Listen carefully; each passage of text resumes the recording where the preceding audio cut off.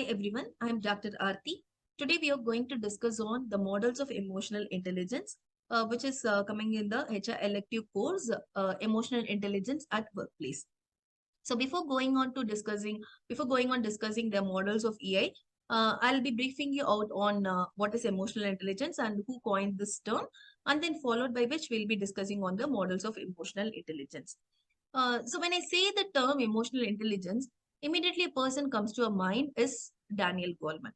But Daniel Goleman is not the creator of the term and the concept, but we often mistaken him as a creator of the term and the concept.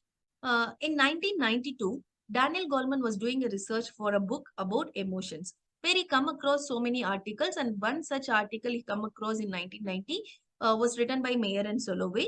So they have coined the term emotional intelligence, and he finds it is apt for his research findings. So he took a permission from those authors and he used the term emotional intelligence.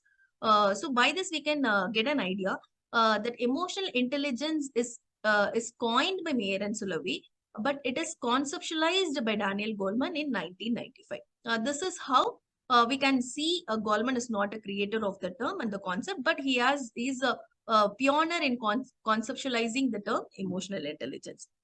Okay, what is this emotional intelligence actually? See, we all have a different personalities, different wants and needs, and different ways of showing our emotions. But navigating through this all takes tact and cleverness, especially if you hope to succeed in life. So this is where the emotional intelligence becomes important. Through the theoretical definition, we can say emotional intelligence is the ability to recognize your emotion, understand what they are telling you, and realize how your emotion affect people around you. And it also involves your perception of others. That means when you understand how they feel, this allows you to manage the relationship more effectively. And because of this, we can say people with high emotional intelligence are usually successful in most of the things they do. And this emotional intelligence skill is really important at a workplace because as we are managing the people's or we are going to deal with the people at the workplace. So now we are moving on to the models of emotional intelligence. So there are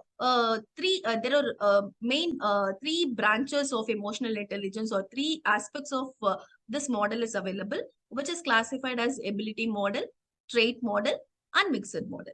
So I'll be giving an overview of this model. Then we'll dwell deep into the each and every models.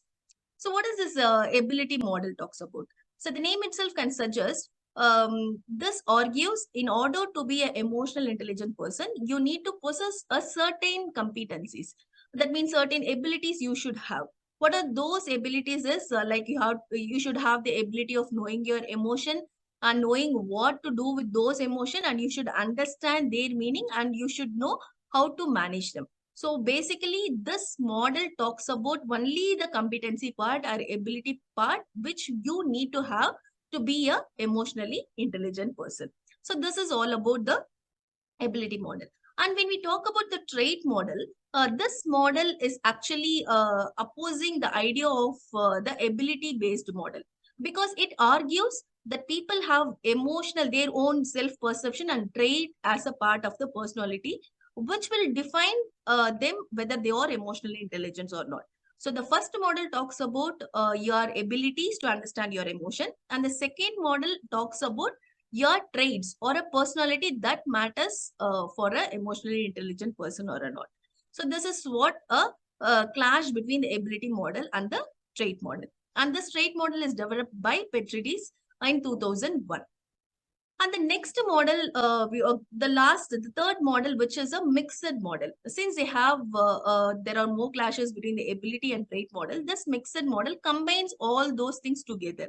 That means here it combines the qualities like skills, traits, and also the other qualities such as how you can able to read facial expression. All those things are combined in the mixed model.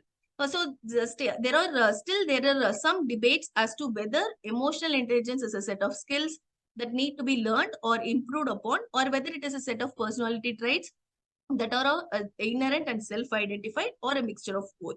So all the three model talks about your emotional intelligence in various aspects. The ability model talks about in the ability you possess. And the trait model, it talks about your personality traits, and the mixed model, the combination of both. So this is an overview of a three model under the emotional intelligence. So now moving on to the ability model in D, this ability model have four competencies. What are all those four competencies they are focusing on, or the perceiving emotions and facilitating emotion, and third one is understanding emotion, and fourth one is managing your emotion. What is the first quadrant? Perceiving emotion states that it refers to an individual's ability to recognize his own emotion and also to understand the emotions expressed by others. That means, in a layman term, we can say how you are understanding your and others' emotion. So this is a basic skill which involves in EI, because unless you can perceive the emotion, you cannot manage them. First, you have to perceive what emotion it is actually, whether it is anger, whether it is happiness, like that. First, you have to perceive your emotion. So this is the first and foremost quadrant in understanding your emotions. And the second one is facilitating this emotion. That means it refers to the ability of an individual to self-regulate your emotion and regulate the emotion in others. So once you perceive your emotion, the next stage is you have to facilitate the emotion.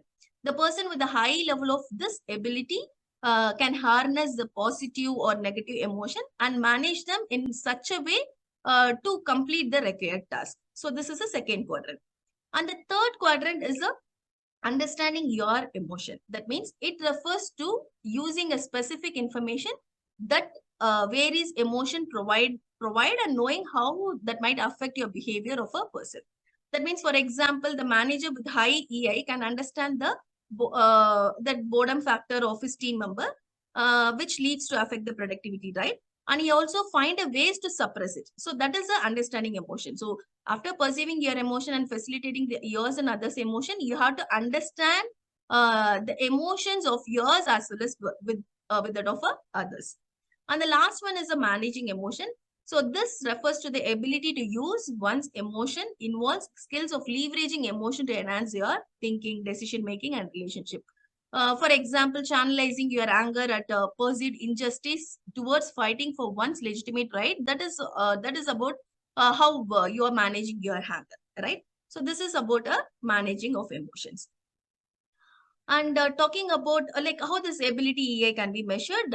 So since it is a model which is conceptualized, we can measure it using a test which is developed by Mayer and Solovey. The test name is called Mayer-Solovey-Crusoe Emotional Intelligence Test, MSCEIT test. So this test, through this test, we can able to measure the ability-based model of emotional intelligence. And coming to the trait EI model, as I told you, this trait EI model has a major critics of ability-based model and the MSc IT measure, because this model states that the emotional intelligence is a constellation of emotional related perception and the traits, the personality you possess. It is not only the ability you possess, but it has a major concern for your personality. So how this model is measured? This model is measured by a self-report inventory questionnaire, which is having a 15 subscales through which your well-being, self-control, emotionality, and social ability. All this can be measured through this trait EI measurements. And coming to the mixed model of EI, which is used in so many places or so many workplace or so many sectors in order to measure your emotional intelligence, which is developed by Daniel Goleman. So he suggests that this EA is a wide array of competencies and skills that drive leadership performance. So he suggests that people are born with a general emotional intelligence that determines their potential for learning this emotional competencies. So how this model is can be measured? This model can be measured by the emotional competency inventory scale. So this scale has a certain, like all the items will be there for measuring the 5 competencies: your self-awareness level, your self-regulation level, your motivation level, your empathy, and the social skills, through which we can identify how emotionally intelligent person you are. So this is all about the 3 major models which we are using in our workplace. So ability model, mixed model, and the trait model. So which is actually applicable to your sector or to your place. So that model can be utilized to measure your emotional intelligence. So finally, to talk about why this emotional intelligence is important in the workplace, because your workplace is surrounded by people, and we have to manage people, or we have to work with the people. And when we have this kind of, when we are highly emotionally intelligent person, it is very easy for us to understand our emotion and others' emotion, and we can have a healthy relationship with those people in working with them or in managing with them. That is why this concept, emotional intelligence, is very much important when you're at your workplace. Thank you all.